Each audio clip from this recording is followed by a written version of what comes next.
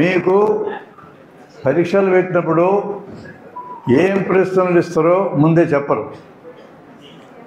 మీకే చదువు పూర్తయిన తర్వాత ఇంటర్వ్యూకి వెళ్తే ఏం ప్రశ్నలు వేస్తారో ముందే చెప్పరు. నేను కూడా మీకు ఏం ప్రశ్నలు వేస్తారో చెప్పడంలా. అక్కడ మరి ఫేస్ అవుతారు కదా. ఇక్కడ ఏం ప్రశ్న ఇస్తారు నాకెందుకు, I will try to answer. Correct అయితే అవుతుంది, కాకపోతే కాదని ఎందుకు అనుకోకూడదు. అసలు కమాన్ ఒక 4-5 రండి. ఎవరు రావాలో మన లెక్చరర్స్ చెప్పాల్సిన పరిస్థితి ఉంటే ఎట్లా? ఇవి కమాన్ కమాన్ కమాన్ ఎస్ రండి. 4-5 రండి పైకి. ఈ కుర్చీలో కూర్చోండమ్మా, కుర్చీలో కూర్చో. కమాన్ కమాన్.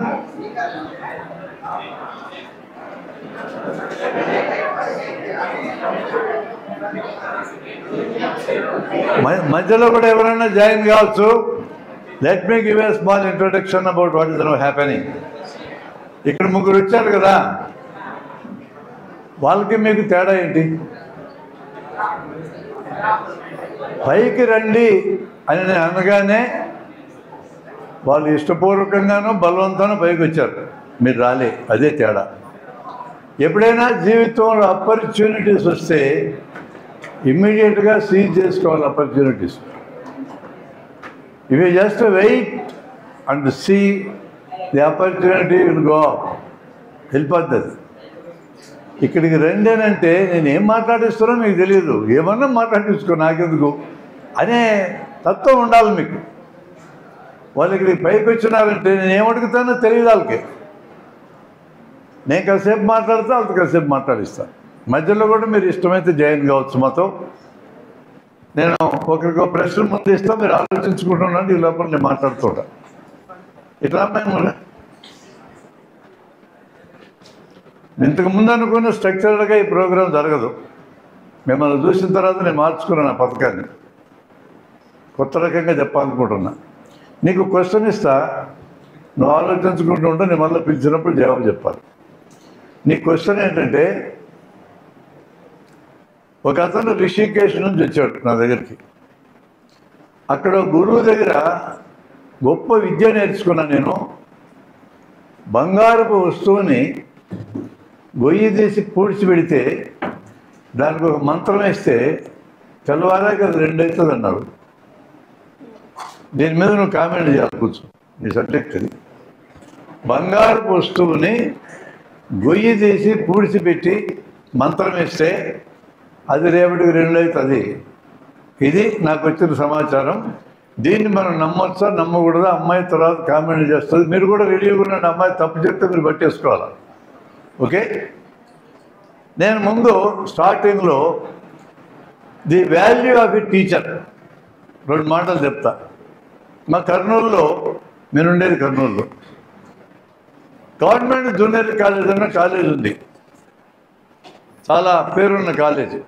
మన ప్రైవేట్ ఇన్స్టిట్యూట్స్ నారాయణ, శ్రీ చైతన్య ఎంత పేరు ఉంది, అంతకంటే ఎక్కువ పేరుంది అక్కడ. దాన్ని తిమ్మయ్య కాలేజ్ అని పిలిచేవారు, అంటే ప్రిన్సిపాల్ పేరుతో పిలిచేవారు. అంత బాగా చదువు చెప్తారు ప్రతిదీ. నేను మామూలుగా అన్ని కాలేజీలకి, మెడికల్ కాలేజీలకి తిరుగుతూ ఉంటాను. ఒక ప్రోగ్రాం ఇవ్వడానికి ఆ కాలేజీకి వెళ్ళా, ఇప్పుడు మీ దగ్గరికి వచ్చినట్టుగానే. అక్కడ లెక్చరర్స్ కూర్చొని ఉంటే వాళ్ళతో ప్రోగ్రాం మొదలు కావడానికి ముందు పిచ్చాపాటి మాట్లాడుతూ ఉంటే, రంగారెడ్డి అని కెమిస్ట్రీ లెక్చరర్ ఉన్నాడు అక్కడ, రంగారెడ్డి అని పేరు. ఆయన నా కొడుకు అమర్ అని ఈ ఊళ్ళోనే ఉంటాడు. మీరు అమర్ యొక్క తండ్రి కదా అన్నాడు. నాకెందుకో ఆ ఇంట్రడక్షన్ ఆర్ట్గా కనపడదు. ఎందుకంటే కర్నూలు సిటీలో నేను అందరికీ తెలుసు. అమర్ని కొడుకు కదా అని అనాలి. ఆయన అన్నది రివర్సల్ అన్నాడు. నేను అదే అడిగా ఆయన్ని. అది కాదు సార్, అందరూ నా పేరు తెలుసు కర్నూలు అందరికీ, నీ కొడుకు కదా అమర్ అని ఎత్తున్నాను అనాలి కదా మీరు. అమర్ తండ్రి కదా నువ్వు అంటున్నావు ఏందన్నా. ఆయన చెప్పిన సమాచారం వినండి. ఇది ఈ మొత్తం ఈ స్టోరీకి ఇంపార్టెంట్ పాయింట్. వాడు మామూలు స్టూడెంట్ కాదు సార్ అన్నాడు. ఏమన్నా తప్పు చేసినాడా సార్ కాలేజీలో అన్నా. తప్పు చేయడం కాదు సార్, వాడు ప్రతిరోజు చదువుకొని వస్తాడు. రేపు చెప్పే సబ్జెక్ట్ ఏందో రేపు ఏం సబ్జెక్ట్ చెప్తారో ముందు అనౌన్స్ చేస్తాడు ఈయన. ఆవిడ రెడీ అయ్యి వస్తాడు, ప్రిపేర్ అయ్యి వస్తాడు. ఈయనకి బీభత్సంగా ప్రశ్నలు వేస్తాడు. ఒక్కోసారి జవాబులే తెలియనంత ప్రశ్నలు వేస్తున్నాడు. అందుకని వాడి వలన ప్రతిరోజు నేను చదువుకొని క్లాస్కి వెళ్ళాల్సి వచ్చింది. నాకు అంత మేలు చేసిండాడు, అందుకని వాడు గుర్తున్నాడు, వాడి పేరుతో నేను గుర్తిస్తున్నా అన్నాడు. ఏంటి దీంట్లో ఉన్న beauty? A student can help A lecturer. Lecturer అద్భుతమైన లెక్చరర్గా మార్చగలడు స్టూడెంట్. ఈరోజు కర్నూలు సిటీలో నెంబర్ 1 కెమిస్ట్రీ లెక్చరర్ ఎవరు అంటే రంగారెడ్డి పేరే చెప్తాం. కారణం 2 ఏళ్ళు వీడిచ్చిన ఇన్పుట్. ప్రతిరోజు చదువుకొని వస్తాడు, ఆయన తలకిందలు చేసేస్తుంటాడు. ఆ దెబ్బ తట్టుకోలేక ఆయన చదువుకోవాల్సి వచ్చింది. అద్భుతంగా నాలెడ్జ్ సంపాదించుకున్న సబ్జెక్టులో నెంబర్ 1గా మారినాడు ఆయన. టీచర్లు గొప్పగా మారాలి అంటే పిల్లలు ప్రశ్నలు ఇస్తూ ఉండాలా, అది ఆన్సర్. ప్రశ్నలు వేసే పిల్లల్ని ఎప్పుడు ప్రశ్నలేనా, నోర్మై స్టాండప్ ఆన్ ద బెంచ్ ఇట్లా అనకూడదు. ప్రశ్నించనివ్వండి. రీజనబుల్ ప్రశ్నలు అయితే ఖచ్చితంగా పిల్లలకి వాటికి ఆన్సర్ తెలుసుకునే హక్కు ఉంటుంది. ఆన్సర్ అయిపోయి చెప్పలేకపోయినామనుకో, అండ్ ఐ నో దట్. తండ్రిగా నేను చాలా ప్రశ్నలు నా కొడుకు కూడా జవాబు చెప్పలేని ఉన్నాయి, టీచర్ కూడా చెప్పలేని ఉంటాయి. It is better to accept it. ఇది నాకు రాదు, తెలుసుకొని చెప్తా ఉంటాను. నేను 1968లో విజయవాడలో చదివేటప్పుడు ఒక జువాలజీ ప్రొఫెసర్, సీనియర్ ప్రొఫెసర్, ఆయన నా ప్రశ్న అడిగాడు మా స్టూడెంట్ ఒకడు. ఆయన ఎంత పొలైట్గా చెప్పాడు ఆన్సర్ అంటే, ఈరోజు సబ్జెక్ట్ ఇది కాదు కాబట్టి నేను ప్రిపేర్ అయ్యి రాలా, రేపు క్లాసులో చెప్తా అన్నాడు. మేము ఆశ్చర్యపోయాను. ఈయనకి వేళ్ళ మీద ఉంటుంది కదా సబ్జెక్ట్, ఆయన ఇట్లా అంటానంటే నేను ప్రిపేర్ కాలేదని. అంటే it is the duty of a teacher or a lecturer to get prepared himself for the class. Just like that క్లాస్కు రాకూడదు, ప్రిపేర్ అయ్యే రావాలి అనే లెసన్ దీంట్లో నాకు కనపడది. That's how I respect my teachers. వాళ్ళు నాకు చాలా నేర్పించారు. అది టీచర్ గొప్పతనమ్మా. ఇప్పుడు నువ్వు ఆన్సర్ చెప్తావా? మైక్ తీసుకో. You comment on that. నీకు అనాలనిపిస్తుంది అని ఆ సంఘటన మీద దగ్గర పెట్టుకో. మైక్ బంగారాన్ని పాతిపెట్టి దానికి మంత్రం వేస్తే డబుల్ అవుతుంది, అది సబ్జెక్టు. దీన్ని ఎన్ని రకాలుగా ఆర్గ్యూ చేయొచ్చు. నీకు తోచినటువంటి పద్ధతులు ఆర్గ్యూ అవదా? నీకు ఎలా తెలుసు అవదని? How do you know that? బంగారాన్ని పాతిపెట్టి మంత్రం వేస్తే డబుల్ కాదంటుంది అమ్మాయి, నీకు ఎడ తెలుసు అని అడుగుతున్నా. సింపుల్ క్వశ్చన్ నాది. How do you know that?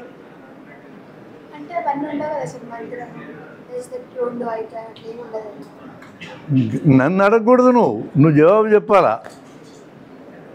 బంగారం డబుల్ కాదు అంటుంది, ఆమెకి ఎట్లా తెలుసు అని అడిగాను నేను. రీజనబుల్గా అడిగానా అని ప్రశ్న. ఎట్లా తెలుసు? How do you know? నిప్పులో చేయి పెడితే కాలుతుందని నాకు తెలుసు అన్న. నువ్వు అడగాల్సిందే ఎట్లా తెలుసు అని అడగాలి. నేనేం చెప్తాను నీకు? నేను నిప్పులో చేయి పెడితే కాలిందని చెప్తాను, అంతేనా? ఇప్పుడు నువ్వు ఎడ చెప్పాలి నాకు సమాధానం? నువ్వేం చేయాలి? అతను ఎదురుగా కూర్చోబెట్టుకొని గొయ్యిది, అతని ఎదురుగానే గొయ్యిది. ఒక ఉంగరం పెట్టు, పూజ చేయదాన్ని. ఇక మంత్రం వేసుకొని చెప్పు. మంత్రం వేసుకున్నాక ఎన్ని గంటలకు దీన్ని తెరవాలో చెప్పు, అడుగు. గంట తర్వాత తెరవమన్నాడు అనుకో, అక్కడే కూర్చోడు, మళ్ళీ ఎటు పోకు. ఈ గంట లోపల 2వ ఉంగరం దాచిపెట్టొచ్చు. ఆడ దొంగలు ఉన్నారు దేశంలో. ఉన్న ఉంగరం తీసుకుపోవచ్చు, భలే కనిపెట్టినావు కదా తల్లి. ఉంగరం తీసుకెళ్ళి బేచే ఉంటుంది, 2వ ఉంగరం పెట్టేవాళ్ళు ఉండరు, మొత్తం ఎత్తేస్తారు. ఇట్లా కడప జిల్లాలో జరిగింది సంఘటన. బంగారం ఇంట్లో ఉన్న బంగారం అంతా తెచ్చి పాతి పెట్టారు. వాడు కండిషన్ పెట్టాడు, నేను మంత్రం వేసేటప్పుడు మీరు ఉండకూడదని. ఈ కండిషన్ అనుమానించాలా లేదా? మంత్రం వేసేటప్పుడు ఎవరు ఉండకూడదు అన్నాడు. ఏమైనా జరగచ్చు. అప్పుడు తెల్లవారిన తర్వాత 6 గంటలకి నేను ఇక్కడి నుంచి వెళ్ళిపోతాను, 10 గంటల తర్వాత మీరు గొయ్యి తీసి బంగారం డబుల్ ఎందుకు చూసుకోవాలన్నాడు. ఈ మొత్తం స్టేట్మెంట్లో 2 ప్రాబ్లమ్స్ ఉన్నాయి. ఒక ప్రాబ్లం మంత్రం వేసేటప్పుడు ఎవరు ఉండకూడదు అన్నాడు. 2వ ప్రాబ్లం ఏంటి? వెళ్ళిపోయినాక 4 గంటల తర్వాత చూడమన్నాడు. 4 గంటలకు ఎంత దూరం పోతున్నాడు? మోసం మంది కదా. ఇది టెస్ట్ చేయాలంటే మెథడ్ ఏంది? కరెక్ట్గా కాదు చూడాలా. ఇదంతా మన ఊహలు. కరెక్ట్గా డబుల్ చేయగలడం లేదా దానికి మనకి మనకి మనకి ప్రయోగం ఏంటి? ఎక్స్పెరిమెంట్. అంటే ఆయనని వెళ్ళిపోకుండా ఉండమని చెప్పాలి. కరెక్టే. ఇప్పుడు ఉంగరం పెడితే 2 అయింది అన్నాడు, మనం టెస్ట్ చేయాలని. నువ్వు కూడా జాయిన్ అవుతురా, మనం టెస్ట్ చేయాలా. మీరు టెస్ట్ డిజైన్ చెప్పండి. Can we test it or not? చేయలేము. ఎట్లా టెస్ట్ డిజైన్ చెప్పండి. అందులో మీరు సైన్స్ స్టూడెంట్స్ టెస్ట్ డిజైన్ చెప్పాలి నాకు. మంత్రం వేసి బంగారాన్ని డబుల్ చేస్తుడు అక్కడే ఉన్నాడు, వాడికి మంత్రం వచ్చు. మీ చేతికుంటూ ఉంగరం తీయండి, గొయ్యి తీసి పాతి పెట్టండి, మంత్రం ఏమనండి, 2 ఐదులే చూద్దాం. ఇక్కడే ఎక్కడైనా సరే ప్రతిపాదన ప్రపోజల్ వస్తే ఈ ప్రపోజల్ని మనం పరీక్ష చేయగలమా? ఫస్ట్ క్వశ్చన్ అది. ఎక్స్పెరిమెంట్ల సూత్రంలో మొదటి సూత్రం మనం టెస్ట్ చేయగలమా, ఇక్కడ టెస్ట్ చేయగలమా, ఇప్పుడు టెస్ట్ చేయగలమా? ఈ 3 సాటిస్ఫై అయితే you can do experiment. Any ఎక్స్పెరిమెంట్కి 3 క్వాలిటీస్ ఉంటాయి. These are the general qualities of experiment. మనం చేయగలమా, ఇక్కడ చేయగలమా, ఇప్పుడు చేయగలమా? మనం చేయగలం, మనం రెడీగా ఉన్నాం. మంత్రం వేసేటోడు రెడీ ఉన్నాడు. ఇక్కడ చేయగలం, మన చేతులు ఉంగరం ఉంది, ఇప్పుడు చేయగలం. The answer is do that experiment. ఇంకో క్వశ్చన్ అట్లా చేస్తా, మీరు కూడా రండి. అది చేయొచ్చో లేదో మీరు చెప్పాలి నాకు. మా ఫ్రెండ్ ఒక అతను చనిపోయిన తర్వాత స్వర్గానికి పోతా అన్నాడు. ఇది ప్రయోగం చేయడం వీలైద్దా కదా? చనిపోయినాక స్వర్గానికి పోతాను అన్నాడు. పెట్టు, మైక్ దగ్గర పెట్టుకొని వీలైద్దా కదా? ఎట్లా? చచ్చిపోయినాక స్వర్గానికి పోతానన్నాడు. నేను చెప్పిన వాక్యం బాగా వినాలను. చనిపోయినాకనే స్వర్గం పోయింది, బతుకున్నాడు పోతారా? కరెక్టే అమ్మా. నేను అడిగిన క్వశ్చన్ జాగ్రత్తగా వినాలి. నువ్వు వినకుండా పరీక్ష రాస్తే ఫెయిల్ చేస్తారు కదా. చచ్చిపోయినాక స్వర్గానికి పోతానన్నాడు. దీన్ని మనం ఇందాక నేను చెప్పిన స్టైల్లో టెస్ట్ చేయగలమా? మనము ఇప్పుడు ఇక్కడ టెస్ట్ చేయాలి. అది ప్రయోగం అంటే. Can we do that experiment with this sentence? ఎందుకేం చేయలేదు? తనతో పాటు మనం కూడా చనిపోం కదా సార్. ఎక్స్పెరిమెంట్ చేసేది చనిపోయినాకనే, బతుకున్నప్పుడు కాదు. మనకు తెలుసు. ఇప్పుడు నేను స్వర్గానికి పోవాలంటే నేను చచ్చిపోయినాకనే పోతా. ఆ రిజల్ట్ మనకు తెలుసు. బయటకి వెళ్తాను సార్, మనం ఆల్రెడీ చనిపోయినాక. బయట ఎవరికి తెలియదు అది. అదే మన మద్దరికి తెలియడం. అండ్ నొప్పనికి ఎక్స్పెరిమెంట్ అన్నట్టు. ఎవరు ఎక్స్పెరిమెంట్ చేయలేరు దాన్ని.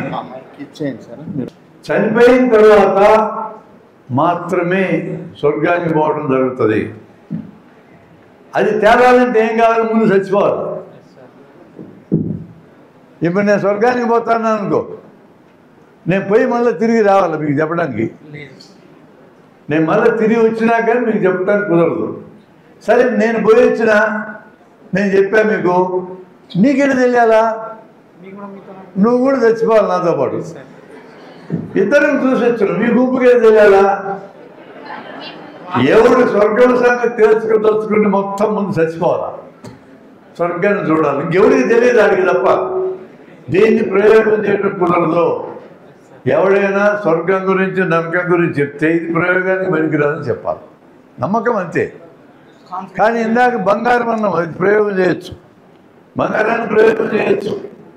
ఎందుకంటే బంగారాన్ని మంత్రం వేసి డబల్ చేసేటాడు మన ఎదురుగా ఉన్నాడు. వాడు మంత్రం నాకు వచ్చన్నాడు, ఉంగరం ఇచ్చాం, గొయ్యి తీసాం, పాతి పెట్టాం, ఏ మంత్రం అన్నాం. That is not difficult.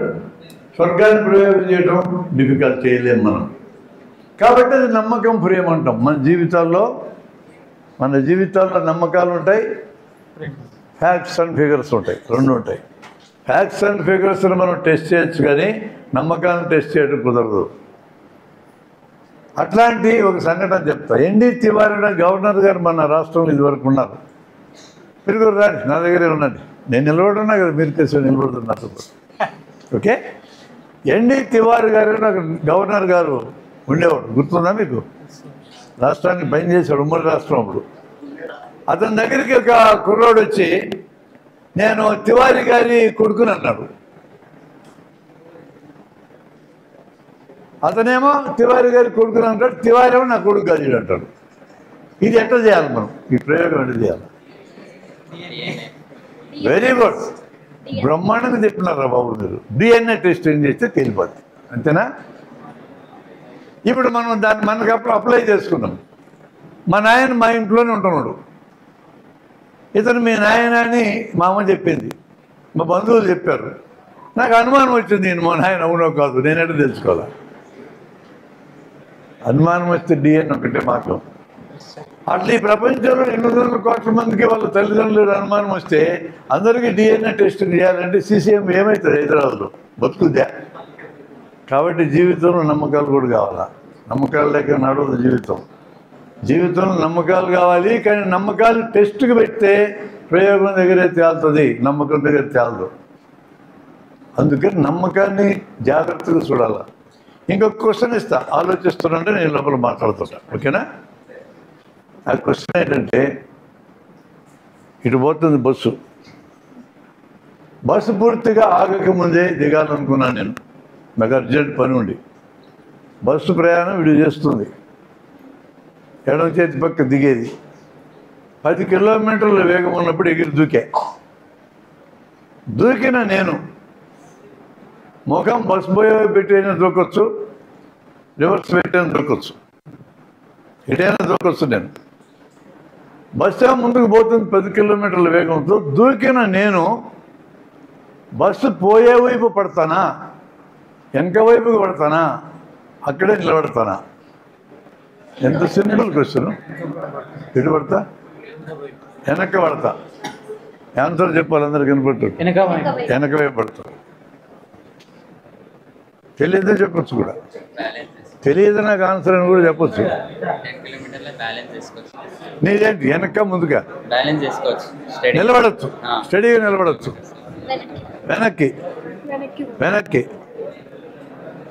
వెనక్కి నాన్ కెమికల్. అరే నా దగ్గర 6 ఉన్నారు నాతో పాటు ఈ కార్యక్రమంలో పాల్గొనడానికి. ఒక ఆయన దూకిన దగ్గర నిలబడతారన్నాడు, 4 వెనక్కి పోయి పడతారన్నారు. ఇంకొక అమ్మాయి నేను ఆన్సర్ చెప్పను పోన్నది, నాన్ కెమికల్. ఒక చిన్న ప్రశ్న ఇస్తే అది ఇంజనీరింగ్ ప్రశ్న, మా వైద్యం ప్రశ్న కాదు అది. 3 ఆన్సర్లు చెప్పినారు 6. పరీక్షలు ఇటు రాస్తే మార్కులు ఎట్టి ఇచ్చావాలి వాళ్ళు. దీనికి ఆన్సర్ కనిపెట్టి ఎన్నేళ్ళు ఏంటో తెలుసా? ఛాలెంజెస్ అంటే ఇష్టం ఉండాలి మీకు, యూత్కి. ఛాలెంజ్ అంటే ఎస్ ఛాలెంజ్ అనేటట్టు ఉండాలి. మీ తత్వం అదే నాకు తెలుసు. ఇవి 3 ఆన్సర్లు కరెక్ట్ కావడానికి వీళ్ళే. ఈ అమ్మాయిని వదిలేయండి, నేను చెప్పనన్నది కాబట్టి. 2 ఆన్సర్లు ఉన్నాయి మీ దగ్గర. వెనక్కి పడతాం, నిలబడతాం. ఇంకో ఆన్సర్ మీరు సెలెక్ట్ చేసుకోవాలి. ముందుకు పడతామని ఇంకో ఆన్సర్ ఉంది. ఈ 3లో ఒకటే కరెక్ట్ ఉంటుంది. ఎప్పుడైనా కరెక్ట్ ఆన్సర్స్ ఎప్పుడు ఒకటే ఉంటుంది, రాంగ్ ఆన్సర్స్ నేను ఉండొచ్చు. నా పేరు బ్రహ్మారెడ్డి, కరెక్ట్ ఆన్సర్. నా పేరు పుల్లయ్య, నా పేరు సుబ్బయ్య, నా పేరు ఎల్లయ్య, ఏదైనా ఇన్కరెక్ట్ ఆన్సర్. కరెక్ట్ ఆన్సర్ ఒకటే ఉంటుంది. రాంగ్ ఆన్సర్స్ 100,000 లక్షలు ఉండొచ్చు ఇష్యూని బట్టి.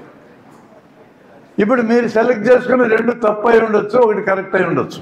కరెక్ట్ అయితే 1 అయి ఉండాలి, 2 కరెక్ట్ కావడానికి వీల్లేదు, అంతే కదా? దీనికి ఆన్సర్ కనిపెట్టేప్పటికి 400 ఏళ్ళు అయింది. కనిపెట్టిన సైంటిస్ట్ పేరు న్యూటన్. టిప్ ఇచ్చినా నేను. ఇప్పుడు ఏమన్నా మారుస్తారా మీరు ఆన్సర్?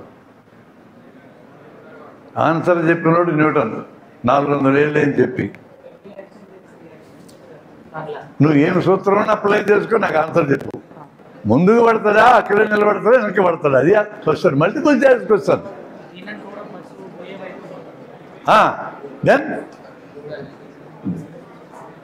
దెన్ బస్సు పోతుంటుంది. బస్సుకు ఒక వేగం ఉంది, 10 kilometres. Let us come to the discussion part. 10 kilometres వేగంతో బస్సు పోతుంది. బస్సులో ఉన్నప్పుడు నీ శరీరం మొత్తానికి 10 కిలోమీటర్స్ వేగం వచ్చింది, ఎస్ ఆర్ నో? నువ్వు ఎగిరి దూకగానే నీ శరీరానికి ఉన్న వేగం ఎంత, నీ కాళ్ళకున్న వేగం ఎంత? నీ కాళ్ళు నేల మీద నిల్చున్నాయి, వేగం 0. నీ శరీరం వేగం కానీ ఏ డైరెక్షన్లో? బస్సు పోయే డైరెక్షన్లో నీ వేగం. సడన్గా దూకగానే నీ కాళ్ళ యొక్క వేగం 0 అయింది. నీ శరీరం యొక్క వేగము బస్సు పోయే డైరెక్షన్లో 10 కిలోమీటర్ల వేగం ఉన్నప్పుడు నీ శరీరం బస్సు పోయి పడుతుంది, వెనక్కి పడదు, అక్కడ నిలబడలేవు. అది కరెక్ట్ ఆన్సర్. మీరు ఇప్పుడు ఒకసారి గుర్తు తెచ్చుకోండి, రైల్వే స్టేషన్లో రైలు ఆగక ముందే టీ క్యాన్ చేతికి తగిలించుకొని ఒక అతను దూకుతాడు. ఎటువైపు పరిగెత్తాడు అతను? ట్రైన్ పోయేవైపు పరిగెత్తాడు. కారణం ఏంటి? ఇదే కారణం. అక్కడే కానీ దూకి నిలబడితే ముందుకు పడిపోతాడు. ట్రైన్ పోయేవైపు పరిగెత్తి నెమ్మదిగా స్లో అవుతాడు, అప్పుడు కింద పడ్డ అతను.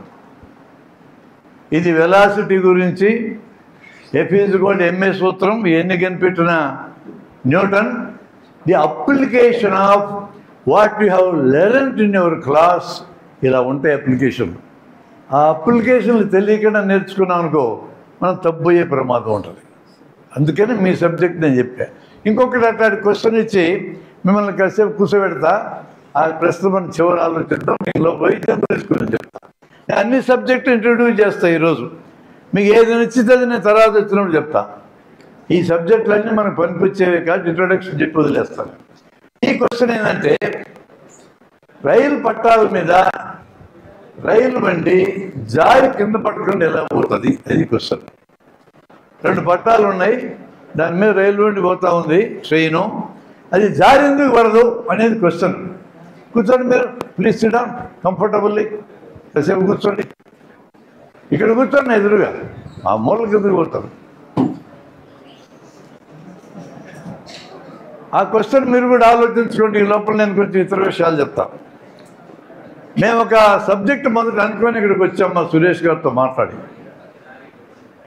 ₹1 ఖర్చు లేకుండా, ఒక్క మందు ఆడకుండా, డాక్టర్ దగ్గరికి పోకుండా, ఆసుపత్రుల్లో చేరకుండా 180 రోగాలు మనమే బాగు చేసుకోవచ్చు. అది కన్సెప్ట్. బ్యూటిఫుల్ కన్సెప్టే కదా.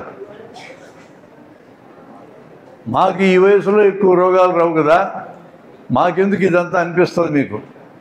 కానీ ఒక ప్రమాదకరమైన ట్రెండ్ మీకు నేను పరిచయం చేస్తున్నా, వినండి. Because of so many things ఈ మధ్యకాలంలో 20 ఏళ్లలో, ఇదివరకు 20 ఏళ్ళకి ముందు 40 ఏళ్ళు దాటిన వాళ్ళకి హార్ట్ అటాకులు వచ్చి చనిపోయేటోళ్ళు, ఇప్పుడు 20 ఏళ్ళలో ట్రెండ్ ఏంటంటే 20-22 ఏళ్ళ వాళ్ళకు కూడా హార్ట్ అటాకులు వచ్చి మరణిస్తున్నారు. ఈ ట్రెండ్ కారణం కూడా చెప్తాను నేను. ముఖ్యంగా మగపిల్లలు, 20 years పిల్లలు కూడా చనిపోవడం నాకు తెలుసు. నా దగ్గర పనిచేసే ఒక స్టాఫ్ 21 years అతనికి హార్ట్ అటాక్ వచ్చింది. కర్నూలులో 10 కిలోమీటర్ల దూరంలో ఉంటాను నా హాస్పిటల్కి. అది హార్ట్ అటాక్ అని అతను గుర్తించలేదు, అర్ధగంట లోపల చనిపోయినాడు.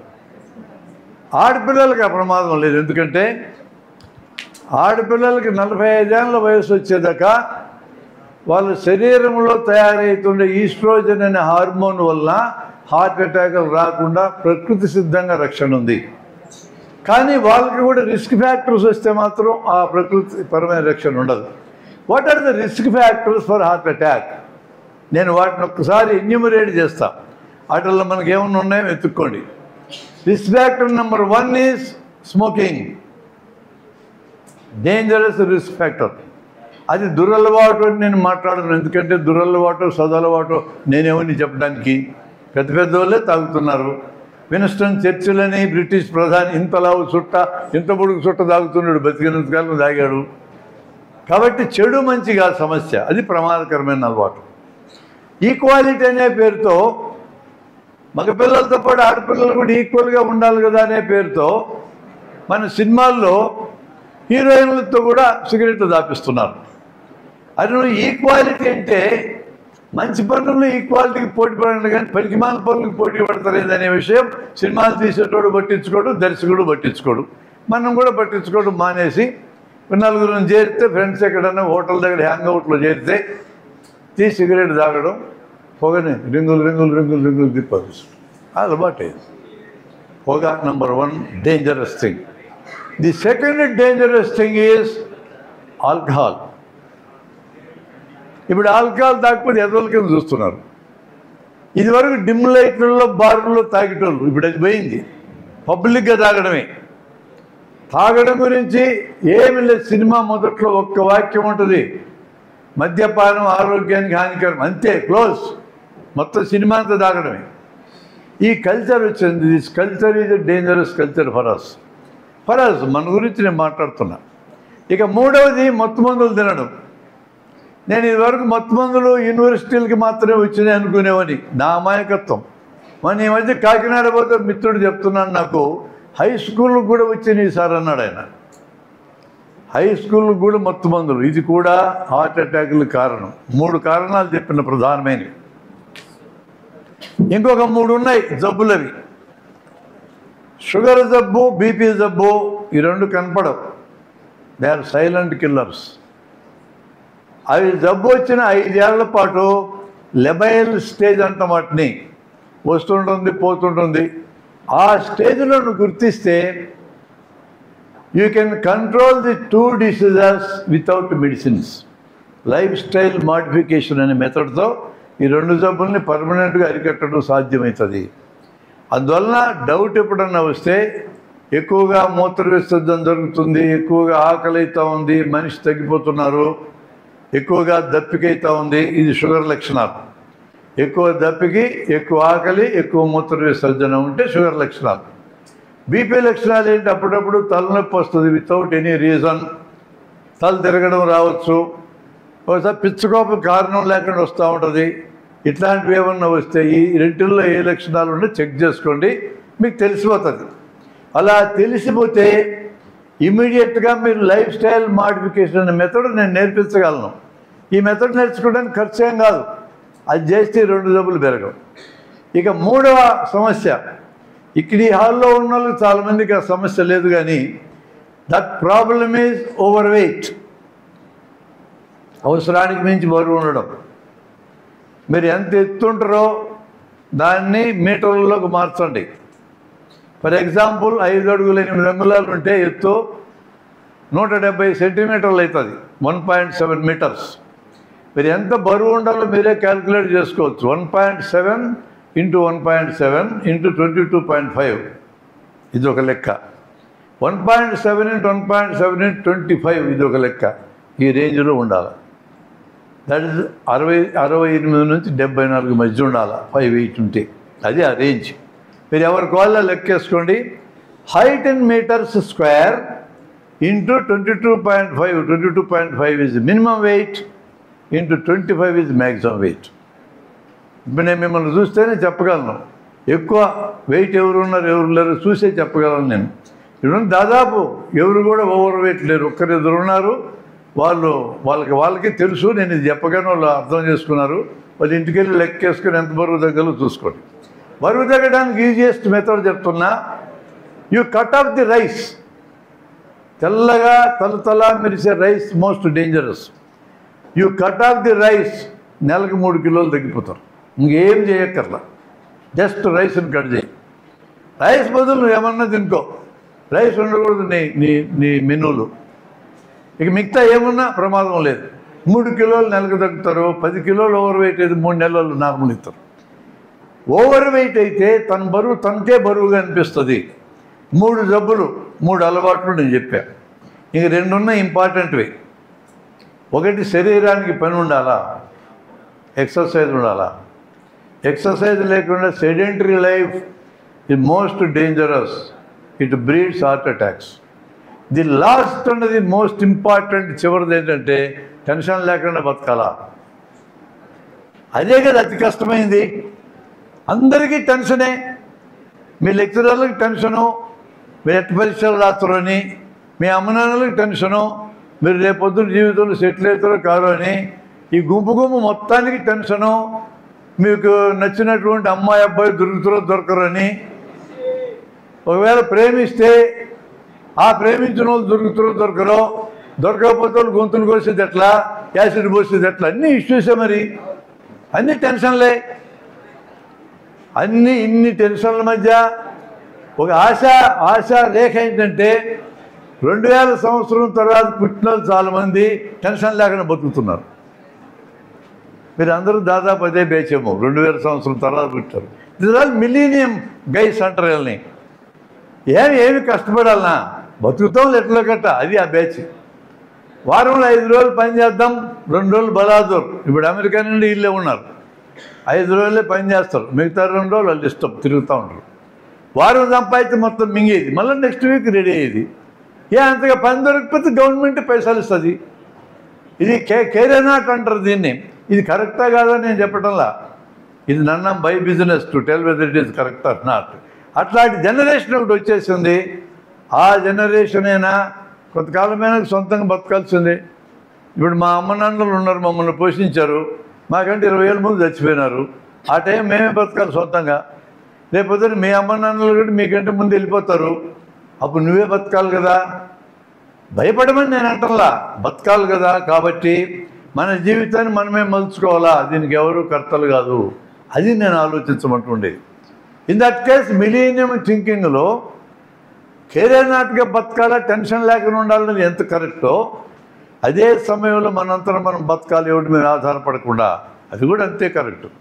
ఎవరి మీద ఆధారపడకుండా. ఈరోజు విద్యార్థులు ఉన్నావు, మీ అమ్మ నాన్నలు పైసలు పంపిస్తారు, వాళ్ళు ఎల్లకాలం ఎందుకు పంపాలి? మీరు ఒక చిన్న ఇన్సిడెంట్ వింటే నీకు అర్థమవుతుంది. ఇప్పుడు మీకు వేల రూపాయలు మీ అమ్మ నాన్నలు పంపిస్తారు, కానీ మీ లెక్చరర్స్ ఉన్నారు ముందు కూర్చొని, వాళ్ళు ఫస్ట్ టైం జీతం తీసుకున్నప్పుడు వాళ్ళు ఫీలింగ్ అడగండి. రేపు పొద్దున what is the feeling of them when they take the first salary. ఈరోజు వచ్చే శాలరీ 1,00,000కి పైన ఉండొచ్చు, ఫస్ట్ శాలరీ 10,000 ఉంటుంది వాళ్ళకి. ఆ ఫస్ట్ శాలరీ 10,000 ఇచ్చిన కిక్ ఈ 1,00,000 కూడా ఇయ్యదు. అవునా కదా? నా సంపాదన, ఇట్ ఈజ్ మై ఎర్నింగ్. ఆ మై అనే మాట అంత పవర్ఫుల్ మాట. నా విలువ నేను అనేది. అందుకనే ప్రతి ఒక్కరూ నేను అనే దానికి విలువ ఇస్తాం. నేను అంటే నా body and my mind, that is నేను. నేనంటే ఈ 2 గెలిస్తేనే. నేను అనే దాని కింద నా సెల్ ఫోన్ వస్తుంది. నా సెల్ ఫోన్ నాది, ఎవరు చూడడానికి లేదు.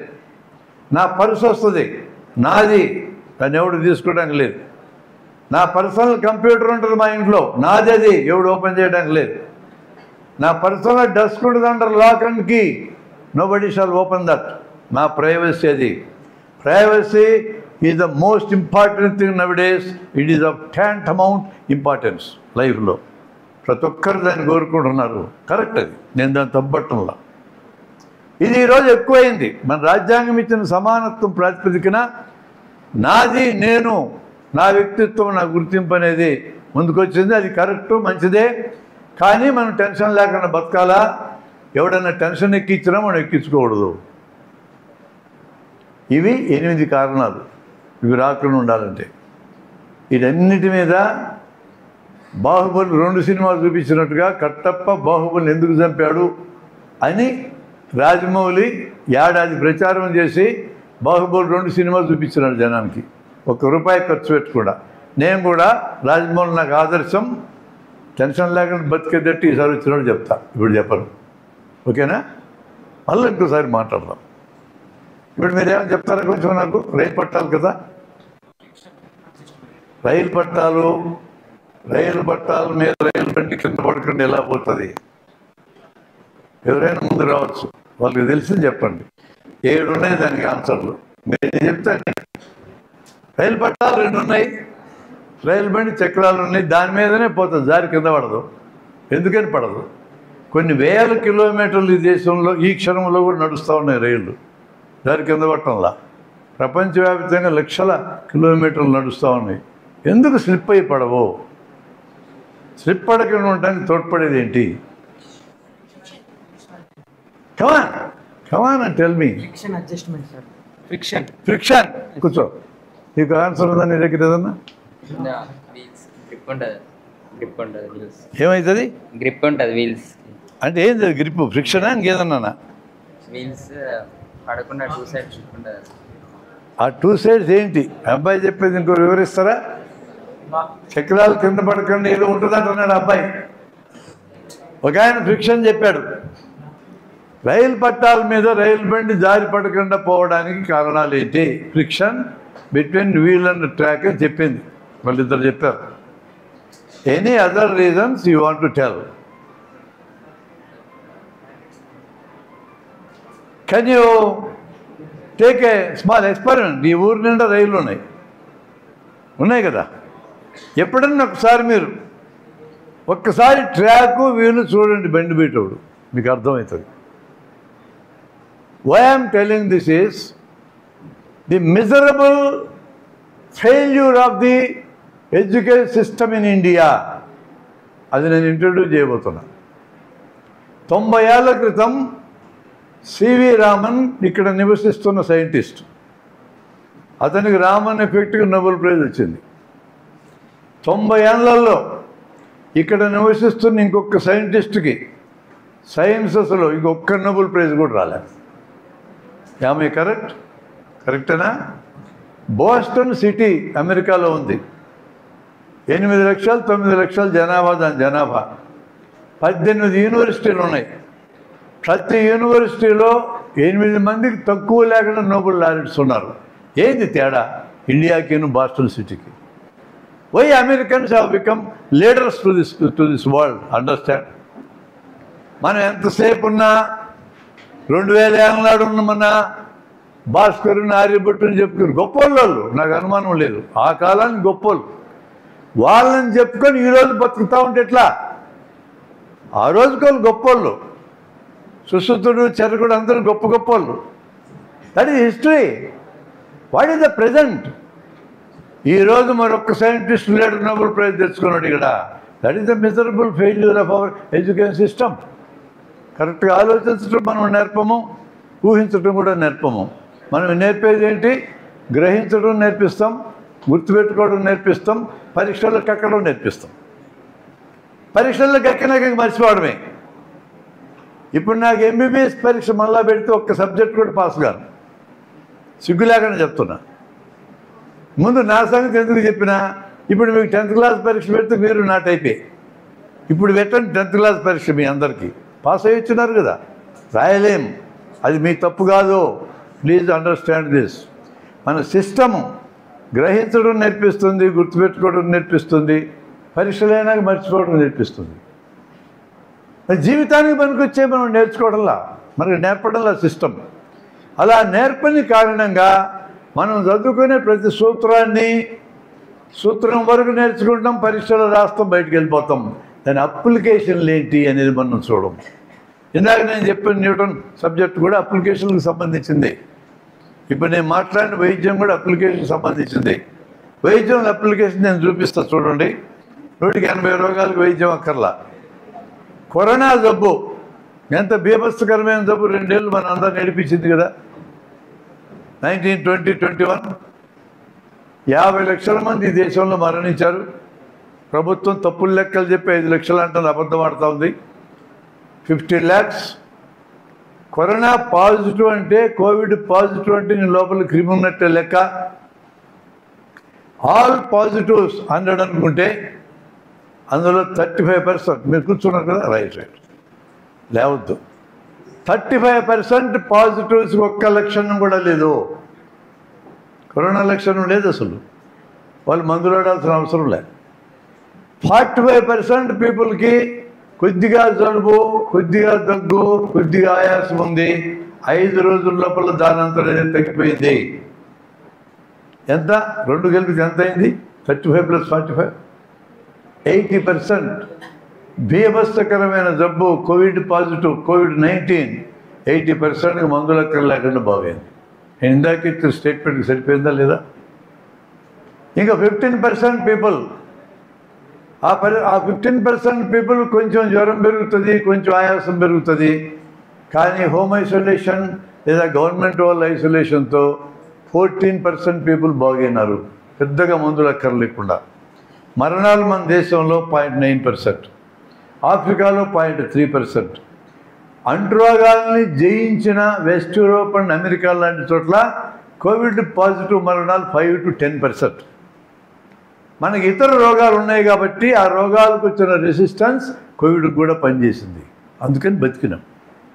ప్రత్యక్ష సాక్ష్యం. ముంబైలో ఉన్న ధారావి స్లమ్ 2 చదరపు కిలోమీటర్ల ఏరియాలో 6 లక్షల మంది కిక్కిరిసి బతుకుతూ ఉంటారు. అక్కడ 6 అడుగుల దూరం పాటించడం కుదరదు వాళ్ళకి. అలాంటి చోట్ల కోవిడ్ మొదటి వేవ్ కానీ జబ్బు వచ్చి ఉంటే గుట్టలు మరణిస్తారని అందరం భయపడ్డాం. కానీ అక్కడ కోవిడ్ వచ్చింది, పోయింది, గుట్టలు మరణించాల. 6 అడుగుల దూరం కూడా మెయింటైన్ చేయాల. The highest rate of resistance ఇండియాలో వచ్చింది ధారావి స్లమ్, 58% వచ్చింది. మన సిటీస్లో 45, విలేజెస్లో 25. ఏ స్టాటిస్టిక్స్ ఏం చెప్తున్నాయి మనకి? బయట తిరిగినటువంటి జనం బయటికి వైరస్ వదిలేస్తే గాలిలో కలిసిపోయింది. ఈ గాలిలో కలిసిపోయిన వైరస్ మనం పీలిస్తే మనకు రెసిస్టెన్స్ వచ్చింది. ఈ బయట తిరిగి గాలిలో వైరస్ కలిపిన మీలాంటి యువతులే మన లాక్డౌన్ పీరియడ్లో మనం బతకడానికి తోడ్పడ్డారు. కానీ మిమ్మల్ని ఏం చేస్తున్నారు పోలీసు వాళ్ళు? ఎంటబడి కొట్టారు. బుర్ర తక్కువ కార్యక్రమం అది. మీ వల్ల బతుకున్నాం మేమందరం. ఆ ముసలోళ్ళు కిడ్నీ జబ్బులు, గుండె జబ్బులు, ఊపిరితిత్తుల జబ్బుల బ్యాచ్ అంతా 5%. వాళ్ళే హాస్పిటల్లో చేరాల్సి వచ్చింది. మిగతా ఎవరు చేరాల్సిన అవసరం లేదు. గాలికి తిరిగిన నిరుపేదలు ఎక్కువ మంది మరణించలా. ఎయిర్ కండిషన్ రూముల్లో, ఎయిర్ కండిషన్ బస్సుల్లో, ఎయిర్ కండిషన్ ట్యాక్సీలు, కార్లలో తిరిగినటువంటి వాళ్ళు, affluent people, upper middle class people ఎక్కువ మంది మరణించారు మన దేశంలో. ఈ డేటా వరల్డ్ వైడ్ డేటా నేను మీకు ఇస్తున్నా. ఇంకొక ఆశ్చర్యకరమైన విషయం చెప్పి నేను ఆ సబ్జెక్టు ముగిస్తా. 2020 డిసెంబర్ ఎండింగ్కి మన దగ్గర 2 వ్యాక్సిన్లు ఉన్నాయి, కోవాక్సిన్, కోవిషీల్డ్. 100 సంస్థలు మన దేశంలో వ్యాక్సిన్ తయారు చేయగలిగి ఉన్నాయి. ఇవి 2 టెక్నికల్ నోహో ఉంది, కనిపెట్టినారు. వీళ్ళని కానీ గవర్నమెంట్ ఒత్తిడి చేసి 100 మందికి మ్యానుఫ్యాక్చర్ చేయమని కానీ అవకాశం ఇచ్చి ఉంటే 2021 జనవరి ఎండింగ్కి మన దగ్గర 300 కోట్ల డోసులు ఉండేవి. ఫిబ్రవరి నెలలో వార్ ఫుటింగ్లో వ్యాక్సిన్ వేస్తుంటే మార్చి ఏప్రిల్లో 2021 మార్చి ఏప్రిల్లో మన దేశంలో కోవిడ్ సెకండ్ వేవ్ వచ్చి ఉండేదే కాదు. ఎంతమంది మరణించారు వచ్చినాక? 50 లక్షల మంది. 50 లక్షల మంది మరణానికి కారణం ఏంటో తెలుసా? ప్రభుత్వం యొక్క తప్పుడు నిర్ణయం. ఆ నిర్ణయం ఏంటి? ఇద్దరి దగ్గర వ్యాక్సిన్ ఉంటే 100 మందిని మ్యానుఫ్యాక్చర్ చేయమని చెప్పకుండా ఉండడమే ఆ తప్పుడు నిర్ణయం. రెండవ తప్పుడు నిర్ణయం, ఒక ఆక్సిజన్ ప్లాంట్ పెట్టారు, 2 కోట్లు ఖర్చు అవుతుంది. 100 ఆక్సిజన్ ప్లాంట్లు పెడితే దేశంలో అందరికీ సెకండ్ వేవ్ ఆక్సిజన్ ఇచ్చి ఉండాలని ఒక్క ప్లాంట్ కూడా పెట్టలా. ఆ టైంలో గవర్నమెంట్ దగ్గర డబ్బులు ఎంత ఉన్నాయో తెలుసా? 32,000 కోట్లు ఉన్నాయి సీతారామన్ దగ్గర. పిఎం కేర్ ఫండ్లో కొన్ని వేల కోట్లు ఉన్నాయి. అంత డబ్బు దగ్గర పెట్టుకొని ఆక్సిజన్ ప్లాంట్లు పెట్టలా. Who killed all this 50 lakhs అని అడిగాను అనుకోండి, ఏం చెప్తారు మీరు? It is a wrong decision of the government that killed 50 lakhs people in this country. మనకేం సంబంధం అనొద్దు. మన పక్కన వాళ్ళు చచ్చిపోతే మనకు కూడా తగులుకుంటుంది. సాగకూడదు అట్లా. ఒక తప్పుడు నిర్ణయం ఎట్లా మరణిస్తారు? మరణించకూడదు జనం. అటువంటి హార్డ్ డేటా ఈరోజు నా దగ్గర ఉండబట్టే నేను ఒక స్టేట్మెంట్ మీకు ఇచ్చిన. దాని సపోర్టింగ్ డేటా మొత్తం ఆలోచనలు చెప్తా. ఒక్క మందు వాడకుండా, ఒక్క రూపాయి ఖర్చు లేకుండా, హాస్పిటల్కి పోకుండా, డాక్టర్ దగ్గరికి పోకుండా 180 రోగాలు మనమే బాగు చేయొచ్చు. It is easy and it is possible. అది చెప్పడానికి, అది ఇంట్రడ్యూస్ చేయడానికి వచ్చా. ఈ ఇష్యూ మీద మేము ఒక బుక్ తయారు చేసాం. ఆ బుక్ నీ దగ్గర ఉంది, ఒకసారి చూపిస్తాం వాళ్ళకి.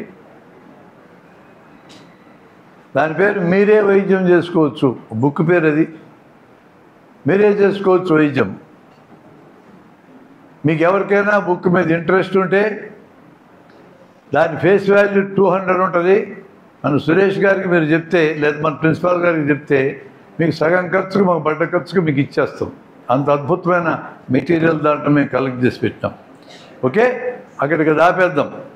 ఇప్పుడు మన రైలు బండి దగ్గరికి వద్దాం. మళ్ళా ఒక రీజన్ చెప్తాను. న్యాయంగా అయితే నేను చెప్పకూడదు, మీరు రైలు స్టేషన్ మీద చూడమన్నది. 2-3 చెప్తా, మిగతా మీరు గూగుల్లోకి వెళ్ళి ఎతకండి, కొన్ని దొరుకుతాయి. ప్రత్యక్షంగా చూసినంత గొప్ప కాదు. రైలు పట్టాల మధ్య డిస్టెన్స్ మారకుండా ఫిక్స్ చేసి ఉంటారు. నెంబర్ 1. రైలు చక్రాల మధ్య కూడా డిస్టెన్స్ మారకుండా ఆ యూనిసాన్ ఉంటుంది యాక్సిల్, దానికి చక్రాలు ఫిక్స్ చేసి ఉంటారు. రెండో రీజన్ అది. రైలు చక్రాలకు లోపల వైపున అంచు ఉంటుంది, దాన్ని ఫ్లాంజ్ అంటారు. FLANGE. లోపల అంచు ఉంటుంది, లోపల పక్క అంచు ఉంటుంది, వెలుపల పక్క ఉండదు, రెండు పక్కలు కూడా ఉండదు. Only on inside. చక్రం ఎలా ఉంటుంది, అంచు ఉంటుంది ఇట్లా. ఆ అంచు వల్ల జారి పడుకొని ఉంటుంది. 3 కారణాలు చెప్పా. రైలు ఇట్లా టర్న్ అయితే వెలుపల పక్క పట్ట ఎత్తు ఉంటుంది, లోపల పక్క పట్ట తక్కువ ఉంటుంది. సెంట్రిపిటల్ సెంట్రిఫ్యూగల్ ఫోర్సెస్ అక్కడ పనిచేస్తాయి. వేగంగా వెళ్ళే రైలు తిరిగితే ఫోర్స్ వెలుపలికి కొట్టేస్తుంటుంది. ఆ పట్ట ఎత్తుగా ఉండే పట్ట మనల్ని కాపాడుతుంది. ఇలాంటి రీజన్స్ ఇంకా 3 ఉన్నాయి.